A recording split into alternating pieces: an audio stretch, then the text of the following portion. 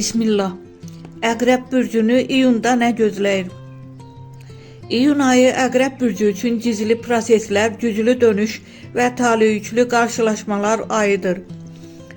Bu ay səhnənin arxasında çox şey dəyişir və sən bunu ən dərindən hiss edənlərdən olacaqsan. İş və pul, maliyyə və iş mövzularında strateji davranmaq vaxtıdır. Birbaşa sıçrayışdan çox gizli hazırlıq və planlama ön plandadır.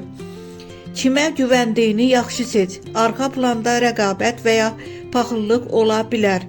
Ayın sonuna doğru qəfil bir fürsət çıxa bilər. Sevgi. Sevgi həyatında ehtiras və sınaq birlikdə gəlir. Münasibətdənsə qısqanclıq və güvən mövzuları ön plana çıxacaq. Dərin söhbətlər ya əlaqəni gücləndirəcək, ya da bitirəcək. Subay əqrəblər üçün isə sirli və çox güclü bir cazibə ehtimalı var. Bu adi münasibət olmayacaq. Ruh halı və enerji, daxili gücün artır. Bu ay intuisiya, hiss etmə qabiliyyətin çox güclüdür. İnsanların niyyətini tez anlayacaqsan, amma emosiyalarını idarə etməsən, özünə zərər verə bilərsən. Diqqət etməli məqamlar, hər şeyi kontrol etməyə çalışma.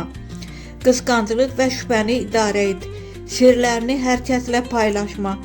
Ayın şanslı günləri 6, 14, 22, 30. Ayın gərgin günləri 3, 11, 19.